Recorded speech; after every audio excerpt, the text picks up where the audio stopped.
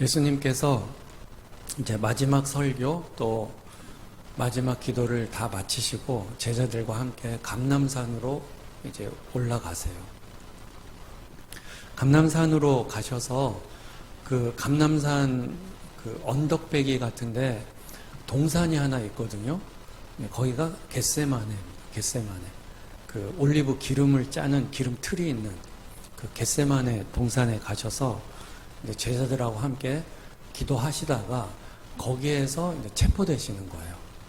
오늘 그 말씀은 바로 그 부분을 다루고 있어요. 자, 3절 보세요.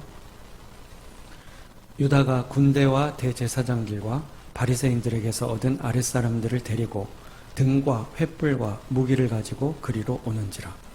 예수님 잡으러 군대 이런 병사들이 출동했는데 로마 군대도 출동하고요. 그 다음에 성전 경비병들도 출동했어요. 그러니까 이쪽 저쪽 다 그냥 되게 많은 사람들이 이렇게 몰려와서 예수님을 잡으려고 온 거죠. 4절. 예수께서 그 당할 일을 다 아시고 나아가 이르시되 너희가 누구를 찾느냐? 대답하되 나사렛 예수라 하거늘 이르시되 내가 그니라 하시니라. 그를 파는 유다도 그들과 함께 섰더라. 예수께서 그들에게 내가 그니라 하실 때 그들이 물러가서 땅에 엎드러지는지라. 그러니까 이제 군인들이 많은 군인들이 몰려오니까 예수님께서 보시고요. 미리 예수님께서 그냥 나가셔서 누구를 찾냐 물어보는 거예요. 왜 이렇게 하냐면 잘못하다가 그 제자들하고 충돌할까봐. 그러면 이제 제자들 중에 다치는 사람도 나올 수 있고 어쩌면 죽는 사람도 나올 수 있어요. 무력 충돌이 될 수도 있잖아요.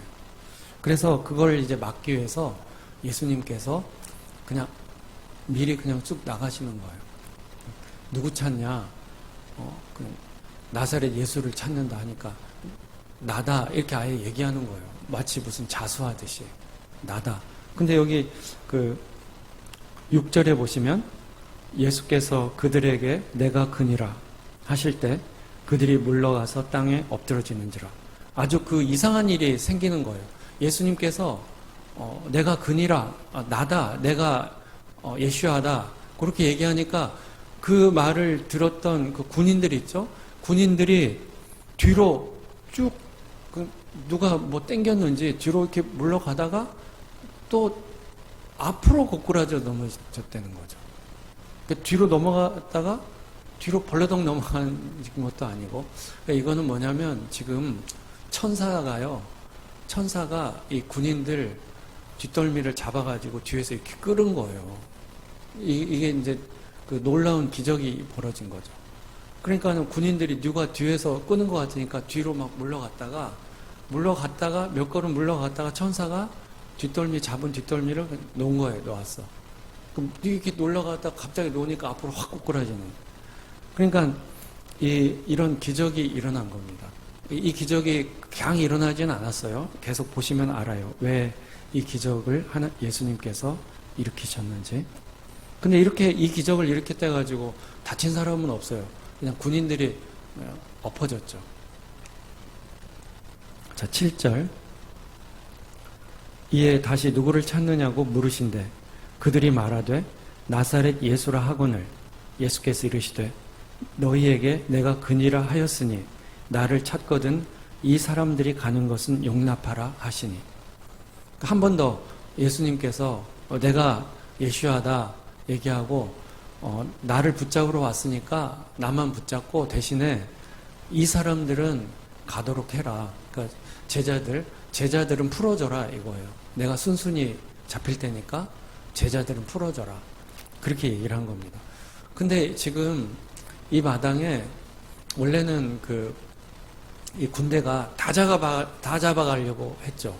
뭐 예수님 당연히 잡고 예수님 제자들도 예수님을 추종하는 세력이니까 다 잡아가야 될 거 아니에요. 근데 지금 예수님께서 나만 잡아가고 제자들은 풀어줘라. 그렇게 얘기하는데 예수님 말씀대로 따라주는 거예요. 왜 이렇게 따라주냐? 군대가 착해서가 아니고 지금 군대가요 정신이 없어. 어벙벙해요, 어벙벙. 왜냐하면 지금 누가 뒤에서 막 이렇게 뒷덜미를 잡아채는 것 같이 갔다가 다들 같이 고꾸라졌거든요, 단체로. 무슨 체조하는 것도 아니고. 그러니까 이런 아주 그 신기한 이런 일이 생겼단 말이에요.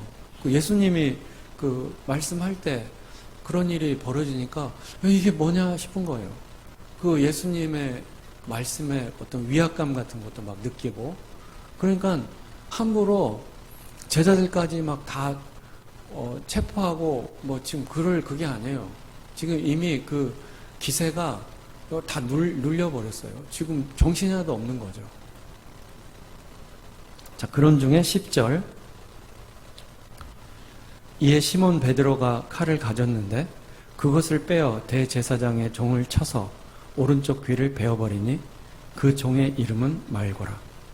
예수께서 베드로더러 이르시되 칼을 칼집에 꽂으라. 아버지께서 주신 잔을 내가 마시지 아니하겠느냐 하시니라. 그러니까 요거는 그 배경을 조금 알아야 돼요. 그걸 알려면 누가복음에 나옵니다. 누가복음 22장 135페이지 한번 가볼까요? 135페이지 누가복음 22장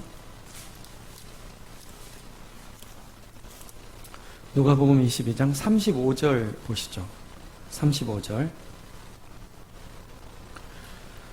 그들에게 이르시되 내가 너희를 전대와 배낭과 신발도 없이 보내었을 때 부족한 것이 있더냐?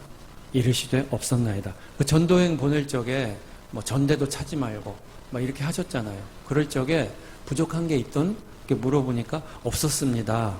36절. 이르시되 이제는 전대에 있는 자는 가질 것이요 배낭도 그리하고 검 없는 자는 겉옷을 팔아 살지어다. 전에는 아무것도 뭐 이거 여분의 것도 준비하지도 말고 이렇게 예수님이 말씀하셨거든요. 돈주머니도 찰 필요 없고 이랬는데 지금은 이제 상황이 달라졌다. 이제는 어떻게 되냐? 전대, 돈주머니 있는 사람 돈주머니도 준비하고, 배낭도 준비하고, 그리고 검 없는 자는 겉옷을 팔아 사라. 검이 없으면은 칼도 사라. 칼 반드시 필요한 거야. 그러니까 겉옷을 팔아서라도 사라. 겉옷이요, 지금 우리랑 다르거든요. 이때 겉옷은 거의 그냥 그 재산 목록에 들어갈 정도예요. 겉옷은 굉장히 중요한 거라고. 잘 때 이불이 되는 겁니다. 겉옷 없으면 이불 없이 자야 돼요. 그러니까 겉옷은 굉장히 중요한 건데 검이 겉옷보다 더 중요한 거죠. 검이 없으면 겉옷을 팔아서라도 준비해. 지금 이렇게 예수님이 말씀하시는 거예요. 그러면서 37절 내가 너희에게 말하노니 기록된 바 그는 불법자의 동료로 여김을 받았다 한 말이 내게 이루어져야 하리니 내게 관한 일이 이루어져 가면이라. 이건 이사야서에 나오는 그 말씀인데 예수님이 인용하신 거예요. 불법자의 동료. 그러니까 범죄자처럼 취급을 받을 거라는 거예요. 예수님께서 지금 제자들한테 얘기하는 거예요. 내가 범죄자 취급을 받게 되는 그런 때가 이르렀다. 그러니까 너네들이 전대도 준비하고 검도 준비하고 그렇게 준비해라. 예수님 말씀하신 거죠. 38절 그들이 여짜오되 주여 보소서 여기 검 둘이 있나이다. 대답하시되 족하다 하시니라. 검을 겉옷을 팔아서라도 사라 하니까 제자들이 지금 예수님 보세요. 여기 검 2개 준비했어요. 그러니까 칼이 마침 12명 중에 칼이 2자루가 있었나 보죠. 이 칼도 다 있습니다. 그러니까 예수님이 됐다. 족하다. 됐다.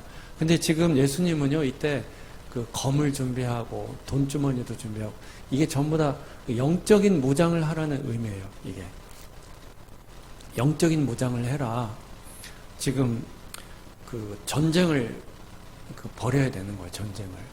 예수님을 잡아가는 세력. 그 세력은 로마 군대고 성전 경비병이지만 영적으로 그 배후에는 마귀가 있는 거예요. 그래서 이 영적 전쟁을 준비해라 하는 차원에서 예수님께서 이런 것도 저런 것도 준비를 해라 한 건데 지금 제자들이 말귀를 못 알아들어. 제자들이. 그래서 그냥 그걸 못 알아듣고 뭔 일이 지금 있나 보다. 칼을 준비하라고 그러시네. 그래서 지금 칼 2자루 준비했습니다. 그러니까 예수님께서 이제 더 이상 설명하기도 힘들어요, 예수님이. 시간도 없고. 그래, 됐다, 그래. 이게요, 그 말귀를 알아들으면 이제 자꾸 얘기해주고 하는데, 해도 안 되면요, 됐다. 그렇게 지금 족하다, 이게 그 얘기입니다. 지금 됐다, 그래. 그게 넘어간 거예요.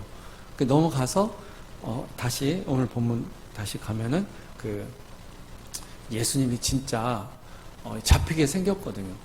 그 잡히게 생기니까, 이제 그 제자들 가운데서 이제 칼을 휘두른 거예요. 이게 지금 여기 보시면은 누가복음 22장 계속 49절에 보면 그의 주위 사람들이 그 된 일을 보고 여짜오되 주여 우리가 칼로 치리이까. 지금 이제 그 예수님 잡으러 막 군대가 많은 군인들이 오니까 제자들 중에서 예수님 우리가 선제 공격할까요? 지금 그 선제 공격할까요? 칼로 치리니까 자기네들 때 칼 2자루밖에 없어요. 저기는 다 칼 차고 군인들이 엄청 많고 저기는 직업 군인이고 여기는 뭐 어부잖아요. 응? 칼로 치리니까 50절 그 중에 한 사람이 대제사장의 종을 쳐 그 오른쪽 귀를 떨어뜨린지라. 그 중에 한 사람이 누군지는 아시겠죠? 아까 요한복음에 베드로라고 나와요. 그러니까 확실히 베드로가요 성질이 급해요. 다른 제자들은 예수님 공격할까요? 물어보는데 할까요? 하는데 베드로는 벌써 잘라버렸어. 그러니까 이렇게 급한 거예요. 근데 베드로가 성격이 급한데 또 눈치는 있어요. 그 군대 중에 제일 우두머리일 것 같은 사람 귀를 잘라버린 거예요. 그러니까 눈치는 있는데 성질이 빠른 사람이 큰 사고를 쳐요. 그냥 이제 이게 칼을 휘둘렀는데 베드로가 사무라이도 아니고 그냥 어부잖아요. 그럼 뭐 정식으로 검도를 배운 것도 아니겠죠. 그냥 칼 있겠다. 그냥 급한 마음에 막 그냥 휘둘렀을 겁니다. 휘둘렀는데 이제 여기 대제사장의 종, 전에 한번 제가 얘기했죠. 이 대제사장의 종이 그냥 일반 종이 아니라고요. 이 대제사장의 종도 제사장입니다. 차기 대제사장이 될 수도 있는 제사장 중에서 굉장히 계급이 높은 사람이에요. 그러니까 그 말고라고 하는 사람은 지금 이쪽 저쪽 군대가 출동했을 때 가장 그 지휘관격에 최고로 높은 사람이라고요. 최고로. 그러니까 제일 어떻게 왔든지 제일 앞장 서가지고 지휘를 했겠죠. 뭐 출동, 잡아라, 이렇게 하는 사람. 그 사람인 거예요. 제일 앞서가지고. 그러니까 베드로가 보니까, 저 사람이 우두머리겠다 싶으니까 막 칼을 이제 휘둘렀는데 말고가 가까스로 이제 싹 피한 거예요. 피했는데 완전히 못 피하고 그래서 이제 귀 한쪽이 잘려나가는 지금 그런 상황이 된 겁니다. 원래 베드로는 목 자르려고 이렇게 휘두른 거예요. 그러니까 얼마나 큰 사고를 쳤어요. 쫄자한 사람 귀를 잘라낸 것도 아니고 제일 계급이 높은 그리고 제사장은요 몸이 백체가 무탈해야지 제사장 사역을 합니다. 어디라도 흠이 생기잖아요. 그러면 제사장 사역을 못해요. 아무것도 못해. 그래서 귀가 잘려버리잖아요. 그러면은 이 사람이 나중에 차기 대제사장이 될 수도 있는 그런 높은 지위에 있다 할지라도 제사장 노릇 자체를 못 해버려요. 흠이 있기 때문에. 제사장이 흠이 없어야 된다는 이 레위기의 규정은 도덕적으로도 흠이 없어야 되지만 육체적으로도 흠이 없어야 돼요. 그게 귀가 잘려버렸네? 그러면 제사장 밥숟가락 놔버려야 돼요. 그러면 어떻게 되겠습니까? 이 베드로 나중에. 다른 사람은 몰라도 베드로만큼은 잡아 죽여야 되지 않을까요? 자기와 자기 가문의 그냥 운명을 바꾼 철천지 원수 아니야. 그리고 지금 이 말고는 지금 이 상황에서 최고 지휘권이 있는 사람이고요. 그 사람 오른쪽 귀 잘라버렸네요. 이걸 어떻게 해? 이제 이러면은 이제 전멸될 수 있습니다.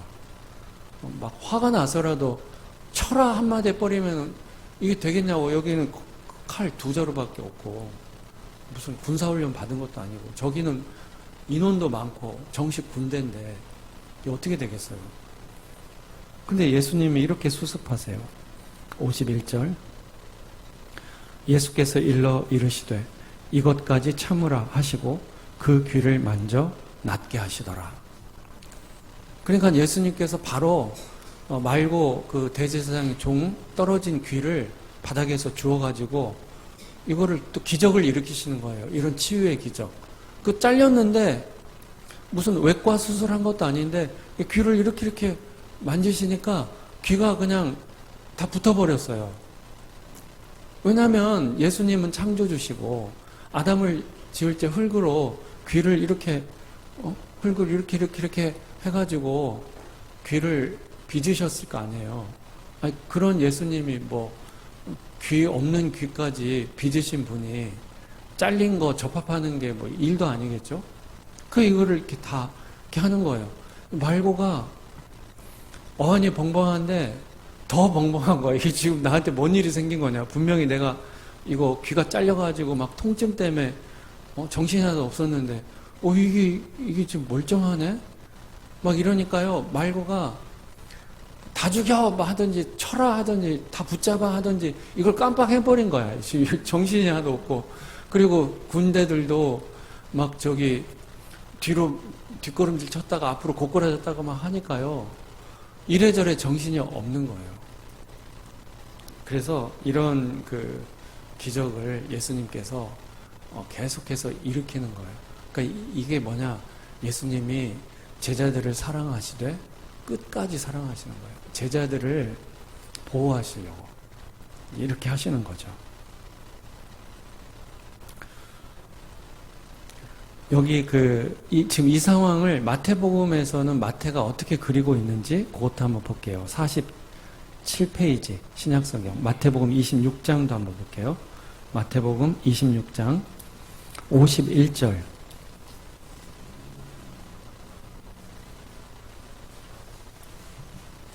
마태복음 26장 51절 51절에 예수와 함께 있던 자 중에 하나가 베드로를 얘기하는 겁니다. 손을 펴 칼을 빼어 대제사장의 종을 쳐 그 귀를 떨어뜨리니 사고 제대로 쳤죠. 이에 예수께서 이르시되 네 칼을 도로 칼집에 꽂으라. 칼을 가지는 자는 다 칼로 망하느니라. 칼을 쓰는 자는 칼로 망한다. 그러면서 53절 너는 내가 내 아버지께 구하여 지금 12군단 더 되는 천사를 보내시게 할 수 없는 줄로 아느냐. 내가 만일 그렇게 하면 이런 일이 있으리라 한 성경이 어떻게 이루어지겠느냐 하시니라. 그러니까 베드로가 지금 칼을 가지고 베드로 딴에는 그 예수님을 보호하려고 그렇게 한 건데 예수님께서 지금 베드로를 책망하시면서 말씀하시는 거예요. 너는 내가 지금 내 아버지께 구해서 하늘의 천군 천사를 12군단 되는 하늘의 천군 천사를 요청하면은 지금 하늘의 천군 천사가 12군단이면 수를 헤아릴 수 없어요. 천사는요, 구약에 보면 천사 한 명이 아수르 군대 18만 5천 명을 하룻밤에 다 몰살시켜버려요. 근데 18만 5천 명만 몰살시키겠습니까? 185만도 몰살시킬 거래 하룻밤에? 그런 강력한 힘이 있어요, 천사가. 그런 강력한 힘이 있는 천사를 한둘이 아니고 12군단. 이거는 수를 헤아릴 수 없어, 수를. 헤아릴 수 없는 그런 천군 천사를 하나님께 요청해서 예수님을 지금 구출할 수 있잖아요. 얼마든지. 그렇게 얼마든지 할 수 있다. 근데 보세요, 여기 54절. 내가 만일 그렇게 하면 이런 일이 있으리라 한 성경이 어떻게 이루어지겠냐. 만약에 지금 예수님께서 천군 천사의 보호를 받으면 예수님이 어떻게 십자가를 지겠냐 하는 거예요. 예수님이 어떻게 십자가 지시겠습니까? 지금 여기서 붙잡혀야 예수님이 십자가를 지실 거 아니겠어요? 지금 그래서 근데 베드로는 지금 이걸 이해를 못해. 베드로는 십자가를 이해 못합니다. 아직도. 그러니까 자기가 뭐라도 해보려고 그렇게 지금 하는 거거든요. 예수님께서 이렇게 말씀하시면서 자 오늘 본문 다시 갑니다. 어떻게 하시냐? 이렇게 말씀하시고 베드로를 책망하시고 자 12절 요한복음 18장 12절 이에 군대와 천부장과 유대인의 아랫사람들이 예수를 잡아 결박하여 그러니까 예수님께서 어떻게 하시냐 하늘의 천군 천사 12군단도 더 되는 하늘의 천군 천사를 부려서 얼마든지 이 지금 예수님을 붙잡으러 온 이 군대를 혼내줄 수 있는데 그렇게 안 하시고요 그냥 순순히 잡혀주세요. 순순히. 이때 예수님께서 안 잡혀주셨다면은 십자가를 못 지는 거예요. 이때 잡혀주시지 않으면 저도 여러분도 구원을 못 받았을 겁니다. 예수님께서 잡혀주시는 이것은 이 장면은 정말 아버지의 그 사랑, 예수님의 그 사랑을 그냥 그대로 표현한 거예요. 그냥 가장 강력한 그분이 마치 가장 연약한 모습으로 그냥 그렇게 순순히 그냥 잡혀주시는 거죠. 이게 바로 그 아버지의 사랑, 예수님이 우리를 향한 사랑, 그렇게 얘기할 수 있어요. 자, 구약에 한번 찾아볼게요. 이사야 49장, 1028페이지, 이사야 49장 15절. 이렇게 나오거든요. 자, 14절부터 보세요. 14절부터 보시면 49장 14절 오직 시온이 이르기를 그러니까 이스라엘이 이르기를 여호와께서 나를 버리시며 주께서 나를 잊으셨다 하였거니와 왜 이스라엘이 자꾸 이방 나라한테 쥐어터지고 공격받고 살기가 너무 힘드니까요. 아, 하나님이 우리를 버리셨나 보다. 우리도 살면서 그러잖아요. 하나님이 계시긴 계실 텐데 내 인생에는 별로 관심도 없나 보다. 내 인생 이렇게 힘든데 지금 하나님 뭐 하고 계실까? 그런 생각이 들 때도 있잖아요. 지금 이스라엘이 지금 그런 거예요.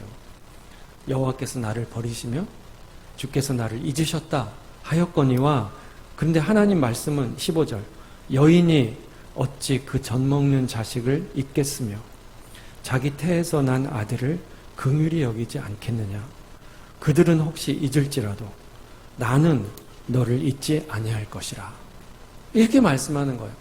젖먹이 어미를 둔 그 엄마가 혹여나 그 아이를 잊는 일이 없잖아요. 없지만 혹시라도 있어도 나는 절대로 잊지 않을 거야. 그러면서 16절에 내가 너를 내 손바닥에 새겼다. 아예 하나님의 손바닥에 지금 우리의 이름을 새겨버린 거예요. 우리 뭐 까먹지 말라고 손에다가 뭐 볼펜 같은 걸로 이렇게 쓰잖아요. 볼펜 같은 걸로. 그러면 안 까먹죠. 이렇게 보면은.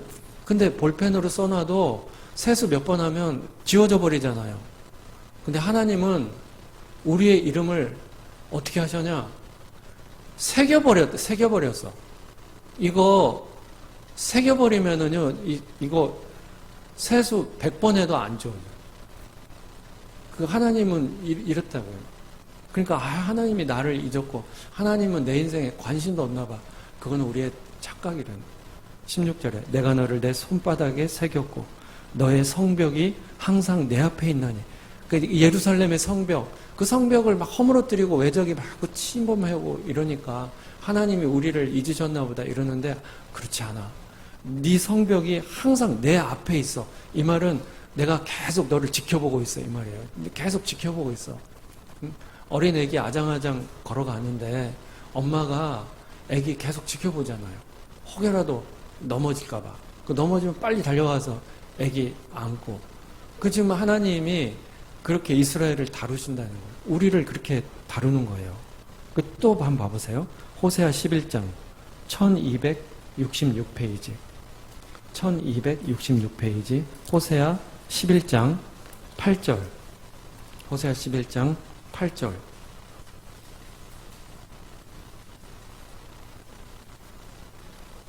호세아 11장 8절. 이것도 7절부터 보시면 7절에 내 백성이 끝끝내 내게서 물러가나니 비록 그들을 불러 위에 계신 이에게로 돌아오라 할지라도 일어나는 자가 하나도 없도다. 그래서 지금 하나님께서 너무 속이 상한 거예요. 내 백성이, 그러니까 이스라엘이, 그러니까 우리죠, 우리. 끝끝내 내게서 물러간다. 그냥 어떻게 하든지 벗어나려고 한다는 거예요. 하나님은 예수 안에 우리를 계속, 그래야 안전하니까. 안전지대에 머무르게 하고 싶어서 암탉이 자기 새끼를 계속 품듯이 그렇게 우리를 품으려고 하는 거예요. 주의 날개 그늘 아래가 가장 안전하니까. 그렇게 품으려고 하는데 막 자꾸 난 자유롭게 살 거야. 막 자꾸 끝끝내 그냥 거부한다는 거야. 자꾸 물러간다. 막 도망가려고 한다는 거예요, 이스라엘이. 그래서 비록 그들을 불러 위에 계신 이에게로 돌아오라 할지라도 일어나는 자가 하나도 없다. 반응을 안 하는, 반응을. 돌아와, 너 그렇게 하면 너무 위험해. 했는데도 돌아오는 자가 한 놈도 없다는 거예요. 그런데 이런 속상한 상황에서 8절, 에브라임이여 내가 어찌 너를 놓겠느냐. 그냥 포기한다 이 말이야. 놓겠느냐. 쟤는 안 돼. 내가 할 만큼 했어. 저거는 사람도 안 되죠. 내가 어찌 너를 놓겠느냐. 그렇게 포기 못 한다는 거예요. 내가 어찌 너를 놓겠느냐. 이스라엘이요 내가 어찌 너를 버리겠느냐. 포기를 할 수 없다는 거예요. 내가 어찌 너를 아드마같이 놓겠느냐. 어찌 너를 스보임같이 두겠느냐. 그 포기를 못 한다는 거예요. 내 마음이 내 속에서 돌이키어 나의 긍휼이 온전히 불붙듯 하도다. 막 포기하려고 저거는 내가 할 만큼 했으니까 안 돼. 그렇게 마음을 먹어도 이게 돌아서면 지금 하나님 마음에 막 긍휼이 그 이스라엘에 대한 긍휼이 막 불붙듯 해가지고 미칠 것 같은 거죠. 지금 하나님의 마음을 구약 성경에 정말 그 묘미 그것은요 무뚝뚝해 보이는 하나님의 진심이 이런 성경 곳곳에 이렇게 서려 있어요.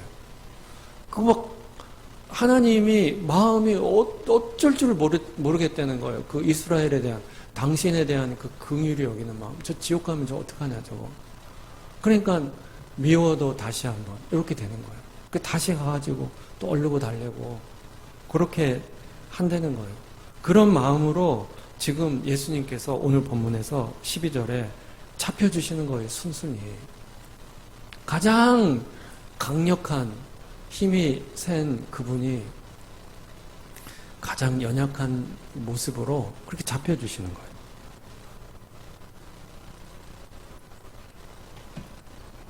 자, 15절 봐보세요. 15절 이후는 이제 예수님께서 잡혀가지고 신문 받으러 가시거든요. 대제사장한테 가고 결국엔 빌라도한테까지 가는데 그 과정을 쭉 이제 서술한 건데 그 과정에서 베드로가 예수님을요 3번 부인합니다. 15절 시몬 베드로와 또 다른 제자 한 사람. 요 또 다른 제자는 요한을 얘기해요. 요한. 또 다른 제자 한 사람이 예수를 따르니 이 제자는 대제사장과 아는 사람이라. 예수와 함께 대제사장의 집들에 들어가고. 그래서 지금 예수님께서 대제사장에게 신문 받으러 끌려가거든요. 가니까 지금 베드로하고 요한이 지금 대제사장 집 이제 안으로 들어가야 되잖아요. 지금 그걸 얘기하는 거예요. 16절 베드로는 문 밖에 서 있는지라.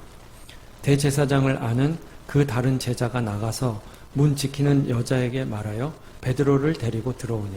그러니까 베드로 요한이 대제사장의 집안에 예수님이 지금 끌려 들어가셨으니까 대제사장 집안에 가는데 요한은 어떻게 된 건지 대제사장 가문하고 요한이 아는 친분이 있는 사이예요. 그래서 요한은 그냥 마음대로 들어갈 수 있는데 베드로는 이게 안 되는 거예요. 그래서 요한이 들어갔다가 베드로가 안 되네. 그러니까 다시 나와서 내가 아는 사람인데요. 여차여차 이렇게 얘기를 해가지고 요한이 베드로를 데리고 같이 이제 들어가는 거예요. 자, 17절. 문 지키는 여종이 베드로에게 말하되 너도 이 사람의 제자 중 하나가 아니냐 하니 그가 말하되 나는 아니라. 그 지금 베드로가 딱 통과하는데, 하필이면 통과하는데 그 문 지키는 여종이 보다가 지금 베드로가 예수님 지금 제자 같거든요. 그러니까 당신 지금 제자잖아. 지금 얘기하니까 베드로가 나 아니라고 지금 그렇게 얘기하는 거예요. 지금 그럼 첫 번째 지금 부인한 거잖아요. 그 25절도 이렇습니다. 25절도 시몬 베드로가 서서 불을 쬐더니, 그러니까 이제 대제사장의 집 그 대문은 통과했어요. 통과하고 이게 지금 한밤중이고 막 이러니까 이제 춥거든요. 그러니까 이제 불을 이렇게 사람들이 쬐고 있으니까 베드로도 지금 엉거주춤하면서 이제 불을 쬐는 대로 이제 간 거죠. 시몬 베드로가 서서 불을 쬐더니 사람들이 묻되 너도 그 제자 중 하나가 아니냐? 베드로가 부인하여 이르되 나는 아니라 하니. 근데 여기서도 또 사람들이 너도 제자 맞지? 이렇게 하는 거예요. 그러니까 베드로가 또 여기서 두 번째 부인을 하고. 26절. 대제사장의 종 하나는 베드로에게 귀를 잘린 사람의 친척이라. 이르되 네가 그 사람과 함께 동산에 있는 것을 내가 보지 아니하였느냐. 이제 제대로 걸려버린 거예요. 현장에서 그 예수님 겟세마네 동산에 예수님 체포하러 갈 때 함께 체포하러 간 사람하고 딱 마주친 거예요, 베드로가. 그 사람이 내가 동산에 겟세마네 동산에서 내가 너 봤는데 너도 예수님 제자 맞잖아 지금. 그리고 그 사람은요, 베드로가 칼질했잖아요. 그 말고의 귀 잘랐는데 말고의 그 친척이래, 친척. 그렇게 딱 얘기하니까 27절에 이에 베드로가 또 부인하니 곧 닭이 울더라. 그러니까 세 번째 부인할 때는 이거 잘못 얘기했다가 진짜 큰일 나잖아요. 그러니까 난 절대 아니라고 막 하여튼 펄쩍 뛰었겠죠. 그렇게 하니까 닭이 이제 울었어요. 그래서 다른 복음서에 보면 닭이 우는 소리를 듣고 예수님께서 예수님이 안나스 대제사장 안나스에게 신문 받다가 이제 가야바라는 또 대제사장이 또 있어요. 가야바한테로 또 옮겨가는 중에서 그 중에 이제 가는 중에 베드로를 이렇게 돌아봤다 이렇게 나와요. 누가복음에. 그러니까 예수님의 그 눈빛하고 베드로 눈빛이 마주친 거죠. 그 마주쳤을 때 베드로가 네가 새벽 닭이 울기 전에 3번 나를 부인할 거다. 이거 몇 시간 전에 예수님이 하신 말씀이에요. 근데 그 말씀이 생각이 나니까 베드로가 통곡했다 하는 게 누가복음에 이렇게 나오거든요. 요게 지금 그겁니다. 그러니까 닭도 울고 베드로도 울고 이렇게 된 거예요. 근데 여기서 보시면 베드로에 대한 변명을 잠깐 해보자면 베드로가 그 예수님을 부인할 마음이 하나도 없었어요. 베드로는 진짜 예수님을 내가 여차하면 부인해야겠다 이럴 마음이 없었다고. 근데 상황이 이제 보세요. 예수님이 대제사장의 집에 끌려갔네. 근데 베드로가요 그 대제사장의 집 안에 들어가지 않습니까? 그게 얼마나 위험한 행동이에요 이게. 그죠? 너무 위험해. 예수님이 끌려갔어요. 이제 예수님 잘못하다가 예수님은 이제 최소 사형이야. 최소 사형. 끌려갔기 때문에. 근데 이제 예수님하고 엮인 사람도 이제 사형 당할 수 있어요. 근데 지금 베드로는요 대제사장 종의 그 말고의 귀까지 잘라버렸잖아요. 지금. 그러면 이제 저 사람들이 볼 적에 베드로의 죄는 훨씬 이제 심각한 거거든요. 베드로도 사형당할 수 있어요. 근데 지금 대제사장의 집 거기에 지금 예수님이 끌려갔고, 그러면 베드로는 뭐 예수님의 향후 어떻게 될까 궁금하지만 베드로는 들어가면 안 되지. 거기 호랑이 굴에 제 발로 들어가는 바보가 어디 있어요. 요한, 그래 너는 괜찮으니까 들어가서 나한테 소상히 알려줘. 자초지종 알려줘. 그렇게 하면 되지 않을까요? 나 같으면 그렇게 할 것 같은데. 근데 지금 베드로는 어떡하냐?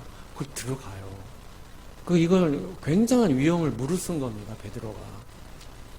내가 들어갔다가 여차하면 난 시침이 뚝 떼야지. 그럼 알게 뭐야? 뭐 내가 제자인 줄 정확히 모를 테니까. 그렇게 생각 안 했어요. 베드로는 정말 그 순수한 마음으로 예수님 사랑하는 마음으로 위험하지만 들어간 거예요. 들어갔는데 아니 딱 들어가는 첫 관문에서 너 제자 맞지? 이렇게 해버리면 어떻게? 그럴 적에 당신이 베드로라면 어떻게 얘기를 했을까요? 지금 베드로는 정말 예수님 사랑하는 마음으로 저 위험천만한 저기를 지금 들어가는 겁니다. 첫 관문에서 너 제자 맞지? 이렇게 물어보는데 어떻게 알았지? 맞아요. 이렇게 대답하실래요? 그런 바보가 어딨어? 그럼 들어가지를 말아야지. 물어볼 줄도 몰랐어. 베드로가 그런 머리는 없는 거야. 저 같으면 아마 생각을 했을 것 같아요. 혹시나 물어볼지 몰라. 물어보면 내가 뭐라고 대답할까? 근데 베드로는 그 머리까지는 없어요. 질르고 보는 거지. 질르고. 그게 딱 들어가는데 생각지도 않게 제자 맞잖아 해버리니까. 근데 거기에서 그 상황에서 어떻게 맞아요 이렇게 어떻게 얘기를 해요? 나 잡아가세요 이거잖아요. 그럼 아니라고 한 거죠. 한 번 아니라고 하면요 이게 두 번째는 아니라고 하기가 더 쉬워. 한 번 이미 베린 몸인데 뭐 어떻게 한 번 아니라고 했는데. 그래서 죄를 아예 짓지를 말아야 돼. 죄를 아예 짓지를 말아야 돼. 한 번 뭔가 삐딱하잖아요. 두 번, 세 번은 안 어렵습니다. 그러니까 뭔가 하여튼 이상한 거는 이렇게 하지를 말아야 돼, 처음부터. 베드로가 나 아니에요. 이렇게 얘기했는데 두 번째도 너 제자 맞잖아. 이렇게 하니까 어떻게 해요? 아니라고 한 번 했는데 뭐 계속 오리발 내밀어야지. 속으로는 예수님 뭐 배신한다거나 그럴 마음이 요만큼도 없어요, 베드로는. 근데 상황이 어떻게 그렇게 막 몰아가는데 그러니까 나 아닌데요? 또 얘기한 거예요. 그렇게 했는데 조금 있다 세 번째 이번에는 아예 자기가 귀 잘라먹은 그 사람 친척이 물어보는데 이거는 진짜 잘못했다 큰일 나잖아요. 그러니까 이번에는 진짜 펄쩍 뛰면서 그냥 응? 아니라고. 그렇게 하다 보니까 세 번 다 채워버리네. 그 닭은 울고. 이렇게 된 거예요. 근데 이렇게 하면서 예수님의 그 눈빛과 마주치면서 예수님이 에이고 그럼 그렇지 내 말이 맞지 이렇게 해서 본 게 아니에요.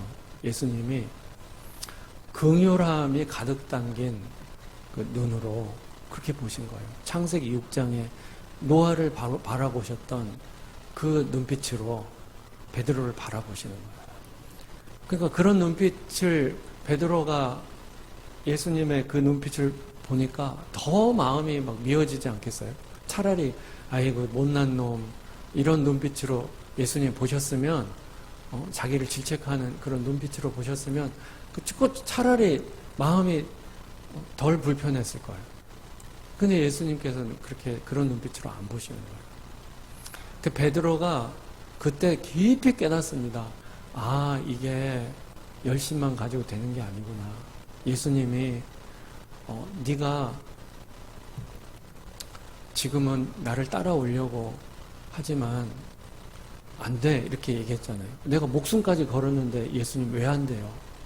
목숨을 걸어도 지금은 안 돼. 그렇지만 나중에는 될 거야. 그렇게 말씀하셨거든요. 그러니까 베드로가 이해가 안 됐어요. 아니 목숨까지 걸었는데 세상에 안 될 일이 뭐가 있어? 목숨까지 걸었는데 안 되잖아요. 3번이나 부인하잖아요. 그러면서 그 인간의 정말 그 절대적 연약함 그거를 뼈저리게 느낀 거예요. 베드로가. 아, 내 힘으로는 안 되는 거구나. 예수님 따르겠다는 이것도 내 힘으로는 안 되는 거구나. 십자가의 길을 가는 이거 우리의 힘으로 안 돼요. 성령께서 역사하시지 않으면요. 우리가 아무리 결단하고 각오하고 새로운 새날이 열렸지 새 사람 돼서 새롭게 살아봐야지 안 되잖아. 근데 안 되잖아. 근데 그거를요, 예수님이 다 하시나요? 그걸 다 하세요. 예수님이 다 하시고 도와주십니다. 예수님이. 우리의 도움이 되시는 거예요. 베드로가 안 되는 걸 알아요. 그래서 나중에 베드로를 예수님이 회복할 수 있도록 기회를 주시거든요. 기회도 주시고 실제로 예수님이 회복시켜 주세요. 그게 이제 요한복음 끝에 나오지 않습니까? 그래서 이렇게 하시고, 자, 31절 보세요. 오늘 본문 31절. 이제 31절부터는 지금 예수님이 빌라도에게 결국엔 끌려가요. 이게 처음엔 대제사장들한테 끌려가다가 이제는 빌라도한테, 이때 빌라도가 유대 총독이었으니까요. 빌라도한테 끌려갑니다. 31절.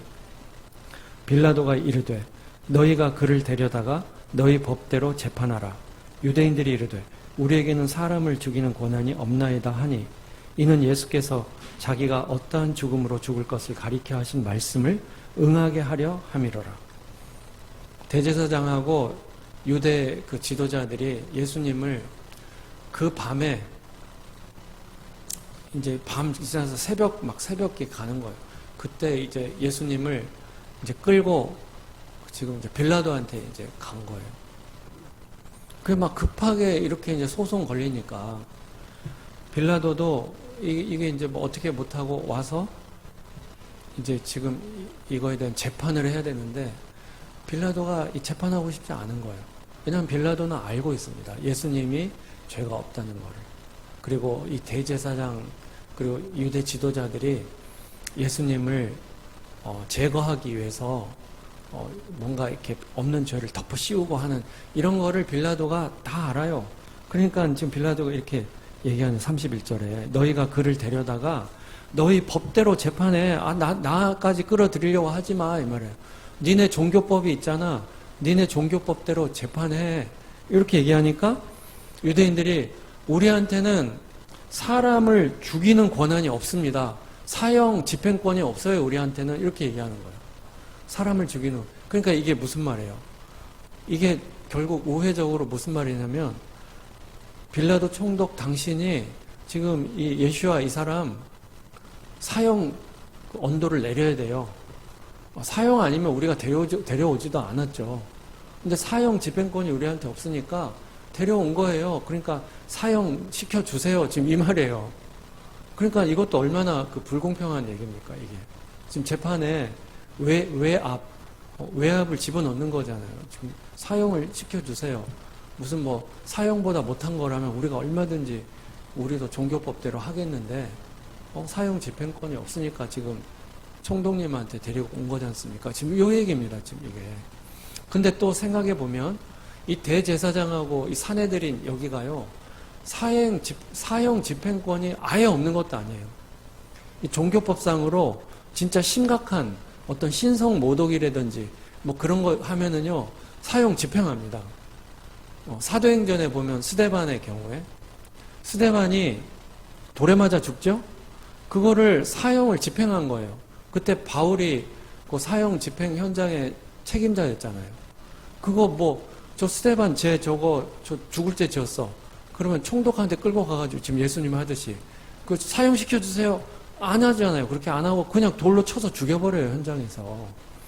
그러니까 이런 심각한 그런 죄인들은 사내들이니 대제사장이 종교법에 의해서 이때 당시도 죽일 수도 있었던 거예요. 바울도 그런 식으로 했죠. 바울도 돌로 쳐서 죽인다고 죽였는데 바울은 기적적으로 살아났지 않습니까? 그래서 이 경우도 사실은 이 대제사장하고 사내들이니요 예수님 돌로 쳐서 죽일 수 있습니다. 그래서 죽였다고 하면 문제될 게 없어요. 이 종교법으로 저런 그 신성 모독자는 우리가 사형 집행했다 하면 그럼 되는 거예요. 근데 굳이 지금 빌라도 잠을 자야 되는데 이 잠잘 시간이거든요. 지금 깨워가지고 지금 재판에서 그것도 막 사형 시키라고 은근히 막 압박하고 지금 그러는 거죠. 그러니까 이런 것들을 지금 빌라도가 다 아니까 짜증 나는 거예요. 지금 짜증 나는 거예요. 근데 보세요.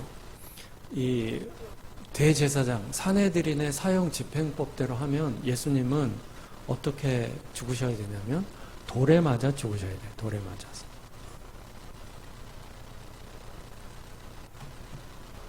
돌에 맞아 죽으면 성경이 성취되지 않아요. 구약의 메시아에 대한 예언이 성취가 되지 않습니다. 구약의 메시아 예언이 성취되려면 메시아는 나무에 달려서 저주받아 죽어야 돼요. 반드시. 그래야지 예언이 성취되는 거예요. 이 지금 하나님 말씀에 이 놀라운 역사 가운데 예언의 성취, 이걸 우리가 볼 수 있어요. 보통은 그냥 대제사장이 사형 집행해가지고 돌로 쳐서 죽이면 된다니까요. 굳이 그렇게 안 하고 이렇게 어렵게. 빌라도도 별로 싫어라 하는데 이렇게 어렵게. 그래서 사형을 언도하게. 근데 이렇게 사형을 빌라도가 예수님 사형 언도를 하려면 반역죄를 보통은 하거든요. 반역죄. 로마에 반역을 했다. 반역죄. 왜 반역이냐? 예수님이 스스로를 왕이라고 했다는 거예요. 유대인의 왕. 내가 유대인의 왕이다. 유대인의 왕은 로마 황제입니다. 지금 그 유대 땅은 로마의 식민지이기 때문에 이때 당시 유대 땅의 황제, 왕은 로마 황제예요. 근데 예수님이 스스로 유대인의 왕이라고 했다. 이거 반역이죠. 황제에 대한 반역이에요. 그래서 반역죄를 집어넣으면은 그러면 이제 로마에 반역을 한 거고, 로마에 반역한 이 반역 죄인은 어떻게 죽이냐? 나무에 달아 죽여야 돼요. 다르게 아예 십자가형이에요. 나무에 달아 죽여야 돼요. 그런 반역죄는. 그래서 지금 산헤드린 대제사장은 자기네가 죽일 수 있지만 예수님을 안 죽여. 자기네 손으로 죽였다가는 예수님을 따르는 많은 민중이 이제 시위할 수 있어요. 막 난리치고 골치 아파질 수 있다고. 근데 그게 아니라 로마가 저렇게 반역죄인을 죽였다. 이렇게 되면 이제 그냥 진짜 손 안 대고 코 푸는 격이지. 그러니까 되게 좋은 거예요, 여러모로. 그리고 또 십자가형으로 죽을 거니까 십자가형으로 죽는 것은 유대인들 관점에서 볼 때 저거는 하나님의 저주를 받은 사람이다. 나무에 달렸잖아요. 나무에 달린 자마다 하나님의 저주를 받았다. 이게 신명기 토라에 나오는 하나님의 저주예요.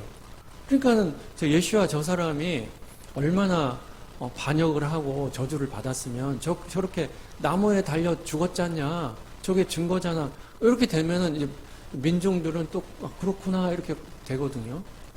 그러니까 이래저래 그래서 빌라도의 손을 이제 빌려야 되기 때문에 지금 막 이렇게 몰아가는 거죠. 그러니까 빌라도는 지금 이런 걸 다 알아요. 빌라도가 똑똑해요. 이런 상황들을 다 아니까 이 재판 그냥 하고 싶지 않은 거예요. 지금 이게. 33절 이에 빌라도가 다시 관정에 들어가 예수를 불러 이르되 네가 유대인의 왕이냐. 근데 이 재판을 또 안 할 수가 없네. 왜 하는 겁니다. 그 예수님을 불러서 네가 유대인의 왕이냐. 34절 예수께서 대답하시되 이는 네가 스스로 하는 말이냐 다른 사람들이 나에 대하여 네게 한 말이냐. 예수님한테 네가 유대인의 왕이냐 빌라도가 질문하니까 예수님이 그 말은 지금 빌라도 당신 스스로 한 말인가 아니면 다른 사람한테 듣고 이렇게 한 말이냐 이렇게 물어봐요. 이 유대인의 왕이라는 그 말은요 두 가지 의미가 있어요. 하나는 앞에서 제가 얘기한 것처럼 반역자 프레임을 씌울 수 있는. 그러니까는 유대 땅은 왕이 황제거든요. 로마 황제. 근데 예수님이 유대인의 왕이라고 그렇게 얘기하면은 이제 반란을 하게 된 거죠. 이거는 반역이에요. 또는 유대인들 가운데서 유대인의 왕이라는 의미는 로마 황제에 대해서 반란을 하겠다는 게 아니라 종교적 관점에서 이 히브리적 관점에서 메시아를 얘기하는 거잖아요. 그건 우리도 다 알고 있죠. 메시아를 유대인의 왕이라고 하잖아요. 그러니까 지금 그걸 물어본 건데 예수님께서 빌라도가 네가 유대인의 왕이냐 이렇게 예수님께 물으니까 유대인의 왕이라는 그 말의 의미는 두 가지 뜻이 있다. 하나는 네가 로마의 반란을, 황제에게 반란을 일으킨 의미로 유대인의 왕이라고 하냐, 혹은 그 유대인의 그 히브리적 관점에서 네가 메시아냐, 이 두 가지 의미가 있어요. 예수님이 바로 그걸 물어본 거예요. 네가 스스로 한 말이냐. 스스로 한 말이라는 것은 빌라도가 개인적으로 유대인들의 이 메시아에 대한 관심이 있어서 당신이 정말 메시아가 맞습니까? 그 질문을 지금 나한테 한 거냐? 아니면 지금 재판장으로서 네가 진짜 로마 황제에 대해서 반란을 일으켰냐? 그 질문을 한 거냐? 지금 예수님께서 되물어 보시는 거죠. 그렇게 되물어 보는 건데, 이게 지금 이 질문은요, 빌라도한테는 빌라도 그 일생 일대 가장 중요한 질문인 거예요. 이 대답 잘못하면 빌라도가 골로 가든지 구원받든지. 지금 예수님이 이렇게 지금 두 번 이렇게 지금 질문을 했는데, 빌라도가 뭐라고 대답을 했냐면 35절. 빌라도가 대답하되 내가 유대인이냐? 네 나라 사람과 대제사장들이 너를 내게 넘겼으니 네가 무엇을 하였느냐? 빌라도가 내가 유대인이냐? 이렇게 물어. 그러니까 이게 뭔 말이에요? 스스로 너가 정말 개인적으로 관심이 있어서 예수님이 메시아일지도 몰라 하는 그런 차원이 아니라는 거죠. 내가 뭐 유대인이냐? 유대인이나 돼야지 뭐 메시아라든지 뭐 유대인의 왕이라든지 이런 거에 대한 관심이 있지. 나는 유대인이 아니야 이 말이에요. 난 그런 거 관심 없어 이 뜻이죠. 난 그런 거 이 대답 하나로 빌라도는 구원을 못 받는 거예요. 이것 하나로. 이렇게 대답하니까 이제 예수님께서 이제 이 이후로 빌라도와의 그 어떤 대화에서 성심껏 대답을 안 하세요. 왜냐하면 의미가 없으니까.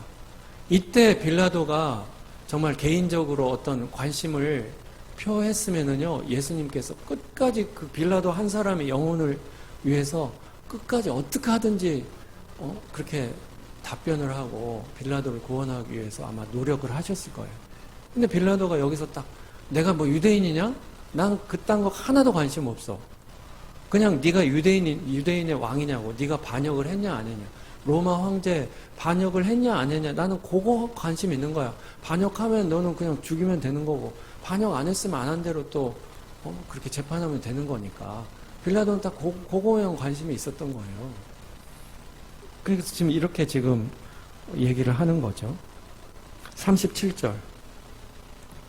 빌라도가 이르되 그러면 네가 유대인의 왕이 아니냐? 예수께서 대답하시되 네 말과 같이 내가 왕이니라. 내가 이를 위하여 태어났으며 이를 위하여 세상에 왔나니 곧 진리에 대하여 증언하려 함이로라. 무릇 진리에 속한 자는 내 음성을 듣느니라 하신대. 그 유대인의 왕이냐 이렇게 물어보고, 그 다음에 이제 그러면 네가 아니냐? 유대인 왕 아니냐? 또 이렇게 물어봐요. 그러니까 예수님께서 내가 유대인의 왕이 맞다 얘기해요. 맞는데 너가 생각하는 그런 유대인의 왕이 아니고 나는 진리의 왕이다 이렇게 얘기해요. 진리의 왕. 진리를 위해서 나는 태어났고 진리를 위해서 세상에 왔다. 내가 이것을 위해서 쭉 살아왔다. 그렇게 말씀을 하시는 거죠. 이 땅에 오신 이유를 명확하게 밝히시는 거예요. 예수님은 진리를 위해서 아버지의 뜻을 이루기 위해서 이 땅에 태어나셨고 이 땅에 오신 거죠. 우리도 똑같아요. 우리가 지금 살고 있잖아요. 우리가 눈 떠보니까 하루가 시작돼서 사는 게 아니에요. 우리가 부르심을 받았고 보내심을 받았잖아요. 아버지께서 나를 세상에 보내신 것처럼 나도 너희를 세상에 보낸다. 지난 시간에 예수님이 말씀하셨잖아요. 이렇게 보낸 분이 있어요. 예수님이 보낸 거예요. 아버지의 뜻을 이루기 위해서. 그러니까 우리가 다 사실은 그 목적으로 사는 겁니다. 우리는 각자가 어떤 사람은 이렇게, 어떤 사람은 저렇게 살지만 사실 우리를 이 땅에 보내신 그 아버지의 뜻, 그것은 바로 이거예요. 그 아버지의 뜻을 이루기 위해서. 예수님의 그 목적하고 똑같아요, 사실은. 제가 며칠 전에 영상을 하나 봤는데, 그 박누가 선교사님 영상이었어요. 이분은 2018년도에 소천하셨는데요. 이 양반이 30년간 필리핀 오지 선교를 하셨더라고요. 그 의사신데, 그러니까 필리핀은 섬이 막 7,000개가 더 된대요. 그러니까 오지는 엄청 오지여가지고 사람이 태어나서 그 오지에 태어나서 자기 동네를 못 떠나고 죽는 경우가 많은 거야. 그러니까 학교를 한번 가기를 하나, 태어나서 병원을 한 번도 못 가고 그냥 죽는 거예요. 그래서 평생 병원도 못 가는 그런 분들, 그러니까 일찍 죽고 영 그 의료 상황이 너무 형편이 없죠. 그런 사람들을 이제 긍휼히 여기는 마음으로, 환자가 못 오니까 의사가 찾아가는 거예요. 오지선교로. 그러니까 막 얼마나 힘들겠어요. 그럼 막 산골짜기 막 길도 없는데 길을 막 만들어가지고 그렇게 이제 찾아가시는데, 이걸 한 30년간을 할 때, 30년간을 다 공짜로, 그냥 전부 다 이제 공짜로 하는 거예요.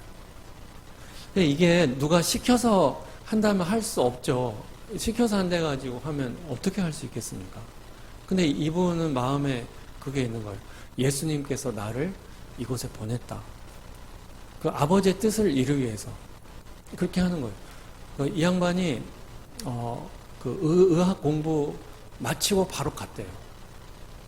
의대 공부하는 동안에는 돈도 많이 들고 머리도 아플 거 아니에요. 그 의대 공부가 쉽지 않지 않습니까?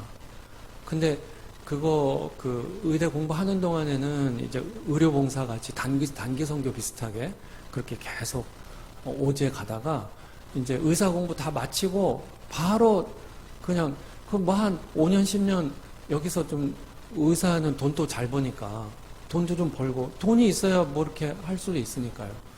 그렇게 할 만도 한데 그렇게 안 하고 그냥 공부 마치고 필리핀 오지로 바로 갔답니다. 온 가족하고 같이. 그때 그 부인도 젊은 애도 뭐 5개월 갓난애기였나 큰 애가, 하여튼 아도 30대 초반에 갔대요. 그래서 가가지고 돈도 없으니까 중고 버스를 장만해서, 근데 버스에 이제 그 의료 장비 같은 거 이렇게 해가지고 그렇게 하는데, 버스에서 온 가족이 6년을 살았답니다.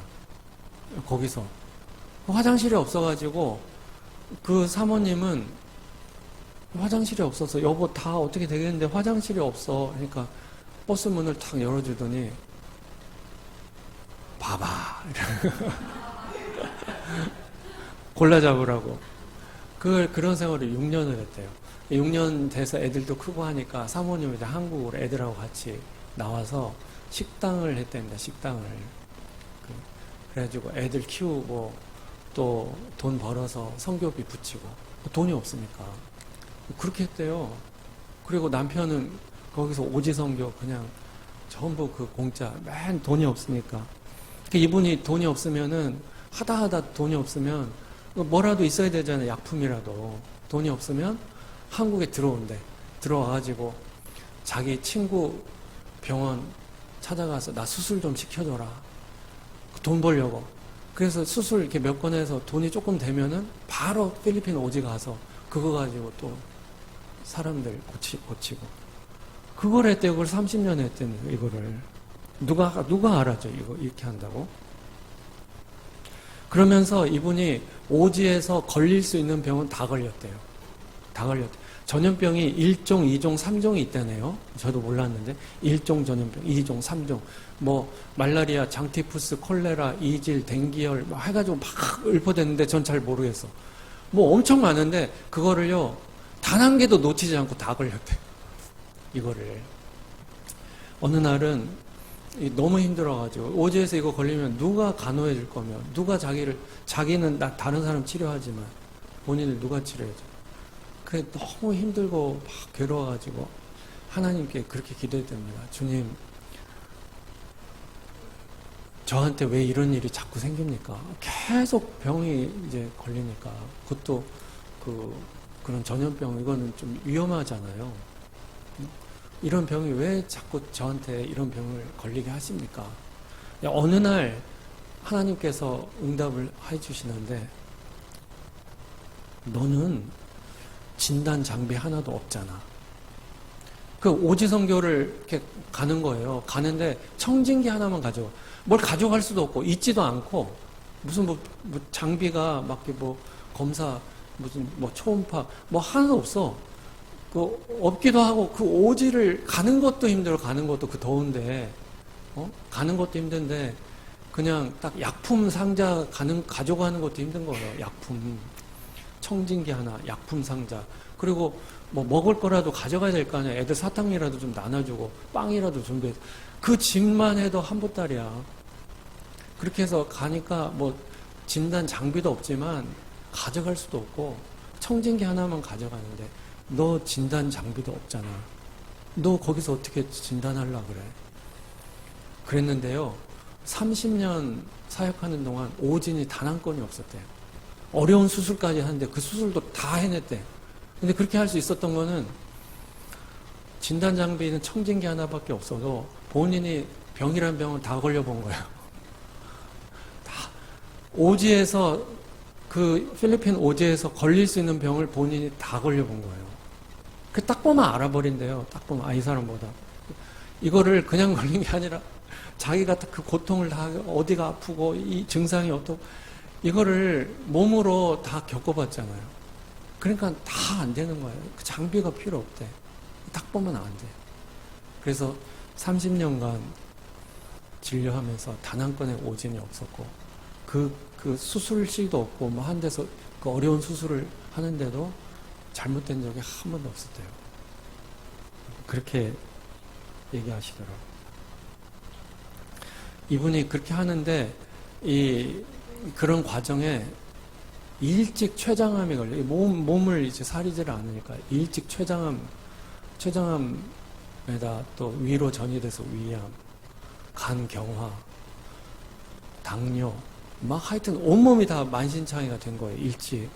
근데 그렇게 이제 죽을 똥살똥 하는데도 계속 그 선교지를 안 떠난 거예요. 그렇게 하다가 이제 쓰러지면 이제 한국 와서 수술하고, 나중에 이제 위암이 재발해가지고 2018년 소천하셨어요. 30년. 제가 5학년 8반인데 제 나이 때 소천하셨네요. 그래서 참 이렇게 사역하는 분이 있구나. 근데 보세요. 누가 시켜서 하면은 이거 하겠습니까? 이런 거를 시켜서 하면 하겠냐고, 그거를. 근데 이분은 딱 그게 있는 거예요. 예수님이 나를 이곳에 부르셨어. 내가 이렇게 하는 것이 아버지의 뜻을 이루는 거야. 그게 딱 있으니까요.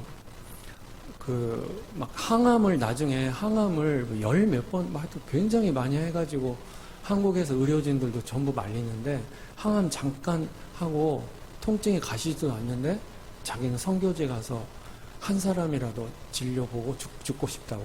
그래가지고 막 가고 그렇게 하신 거예요. 그렇게 하다가 이제 소천하셨거든요. 그러니까 이게 딱 있는 거예요. 하나님께서 나를 부르셨다. 이걸 위해서 부르셨다 하는 그게 있는 거죠. 우리도 이 땅에서 살면서 막 정신없이 살죠.